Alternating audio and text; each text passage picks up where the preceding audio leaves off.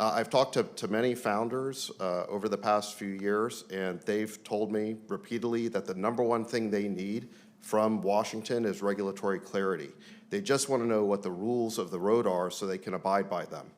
We're coming off, frankly, 4 years of arbitrary prosecution and persecution of crypto companies where the SEC wouldn't tell founders what the rules were, but then they would prosecute them. And many founders have even told me stories of being debanked personally just because they had founded a crypto company.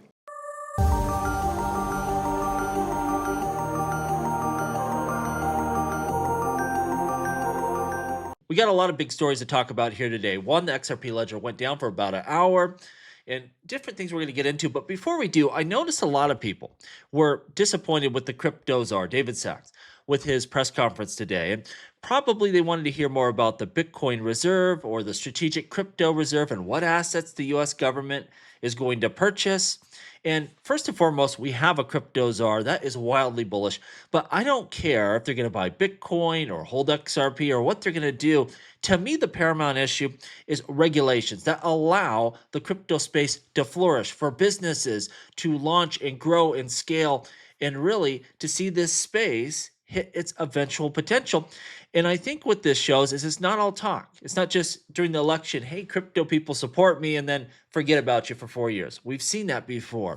We are going to see regulations in this country, and that's what that press conference told you, that this is still a priority, that it's going to happen, that we are going to see regulations. And to me, that is the biggest game changer of them all. That was a wildly bullish press conference. Now, before we get into the news, just launched a Patreon. We're going to stock this thing full of content, interviews, deep dives, you name it. Head over to the link down below. Check it out. You might be interested to join me on Patreon. Now, this in its own right, something out of the SEC being bullish. Holy guacamole, look at this. Breaking SEC crypto task force moves towards clear regulations. This is what we need here. The SEC has outlined key priorities to bring clarity to the crypto space. You want to talk about if you're an XRP investor, if you are a Cardano investor, if you are an Ethereum investor. You might not think you need this. You do. Security status, defining what crypto is a security. That's so important. We have to know the rules of the road when we are issuing a security so we can register. And if they could just be clear about that, if someone is issuing a security, guess what they're going to do? They're going to go in there, they're going to register, they're going to do it properly. It's safer for investors, better for founders. This is the way forward. Now, this is surprising because remember, the SEC always goes, well, we don't tell you what's not a security, so you just never know. You're always in limbo. They're going to scope, part of their scope here is identifying assets outside the SEC jurisdiction. So they'll have to tell us, Ethereum, XRP, Bitcoin, these aren't securities. They're not under our jurisdiction. That's going to be, wildly useful for people building on top of this technology. Coin and token offerings, creating a structured path for compliance. So if you are going to offer a new coin, a new blockchain, a new investment, what is the path to do so in a compliant manner? This is really going to incentivize building an investment, and you see a lot of capital flood into this space. Modifying existing paths to token registration. So, some of these tokens are going to need to be registered. One thing I can think about, a lot of these DeFi platforms could probably pay out dividends to holders. And so something like that, maybe we would want to register and have that capability, but we're just not there yet. The infrastructure is there, but I think in the future, you might have products like this that are kind of like a security. They can go into the SEC, register with confidence, and we're going to see really an explosion of growth around that. Broker dealers, of course, custody is important. Again, to have a sophisticated, a safe, a stable crypto market, and crypto ETFs and staking. That's a big one. That's going to be a popular product for investors and ETFs.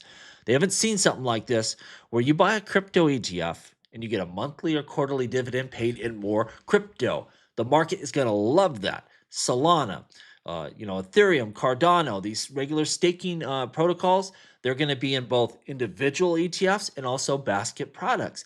And people are going to love it. Getting a quarterly, a monthly dividend, reinvesting that, continuing to compound. This is the way forward. Now let's talk about the outage. What happened here? So for about an hour, no new ledgers were validated on the XRP ledger. Temporary halting transactions, so no one could do anything. And David Schwartz said, consensus was running, but validators weren't being published. Now, it's important to understand no funds were lost. Transactions were stalled, but remained intact. And critics jumped on this incident, specifically Bitcoin people. But, Daniel pointed out XRP isn't the only one with these issues. Bitcoin has had many similar issues and even worse ones, even longer delays. This isn't specific to XRP. A lot of people think that XRP is bulletproof. This never happens. It can happen to any crypto network. The important thing is the safety mechanisms, took over. No funds were lost. No transactions validated that shouldn't have. And eventually things got back on track. Now, this is interesting here. David Schwartz said the network is recovering. We don't know exactly what caused the issue here.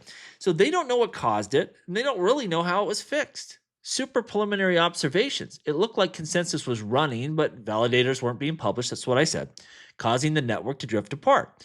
Validator operators manually intervened to choose a sane starting point. So they went back to the last known good ledger and went from there.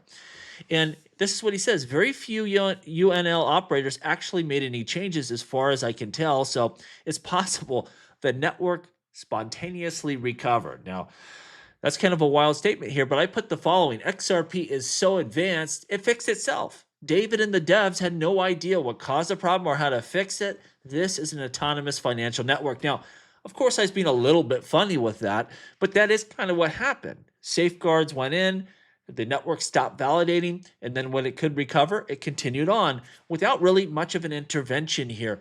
It worked as designed, and that's what's important. We see Attorney Bill saying the following. Once upon a time, the XRP community boasted that XRP was never down or halted. Was that boast inaccurate, or have halts become more likely?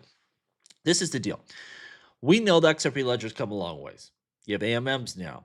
You have a lot more DEX transaction. You have a stablecoin running over this network. The more complications you add, you're going to get more of this. And even a simple network like Bitcoin, which is just moving one coin from point A to point B, that has downtime. But the more complications you get, the more likely you're going to have these kind of issues. And so it's why some people look at other networks, Solana, which goes down too often, Ethereum, which gets very expensive and slow. The more complications you add on a network, the more of this type of thing you're going to see. That's kind of interesting how XRP is kind of that middle ground. It's not as bare bones as Bitcoin. It's not as capable as Ethereum. And so that's the way forward. We think this will have a more scalable network, a faster network, a cheaper network, but it's not the perfect network. That we have to understand. And again, if we operated like some of these other blockchains and had those types of transactions and that type of load, XRP would have similar problems. This is the path we went with building, and we think it's the best way forward. Now, I do want to bring this up to people out there. Remember, wasn't that long ago. When was this published? January 5th. Dr. Branson said things are kind of unstable with the XRP ledger and it might go down. People don't understand Dr. Branson is one of the smartest minds out there. And a lot of people mocked him and said, you don't know what you're talking about. And maybe it was his solution that was a problem. But understand when someone like him talks, you best listen and something's, going on. And we need to address this and fix it. There is nobody listening to this video that knows more than Dr. Branson. Even if David Schwartz is listening. In terms of running this network, no one is smarter than Dr. Branson, has more experience, is more in the trenches. This guy knows what he's talking about. And when someone like him speaks, we need to listen and we need to act. And people should pay attention. Just the facts here. Now, when we see this breaking, White House crypto czar David Sachs states stablecoins have the potential to ensure the US dollar dominance is international. And this is what's so interesting. If you remember in the beginning, everyone thought crypto would replace, and stablecoins is a kind of crypto, that it would replace the dollar. What did Chris Larson say? Chris Larson said, that crypto would expand the use of the dollar, make it, be more used. And that's what we're seeing. And why are governments, cozying up to cryptocurrencies? They're big buyers of treasuries. We need people buying those treasuries, and specifically stable coins, fit that bill. Look at Tether, massive buyer of treasuries, USDC, and soon RLUSD. They've already started, but it'll grow and scale and be a bigger buyer. This is important for governments. This is our in a lot of ways. We see the following. White House czar David Sachs states U.S. Bitcoin reserve is being discussed. Will the U.S. launch a digital asset reserve under President Trump? I don't really care if they start out just with Bitcoin. That's fine. What I found was people thought it was silly that if XRP is included or Ethereum or some other crypto asset, that's a big deal. To me, you should, because the way they're starting, they're not buying, so there really should be no discussion. If they seize crypto assets, toss them in the reserve and just see how this plays out. It's a free ride. We don't have to purchase these assets. That's the way I would go. But if they want to start out with the biggest and move on from there, fine with me. Eventually, they will start adding these other crypto assets to the reserve in the long run. Bloomberg Crypto is reporting that Bullish Global, a crypto asset exchange operator who is backed by Peter Thiel, is considering an initial public offering as soon as this year. Remember this about Bullish. I don't know a lot about the exchange.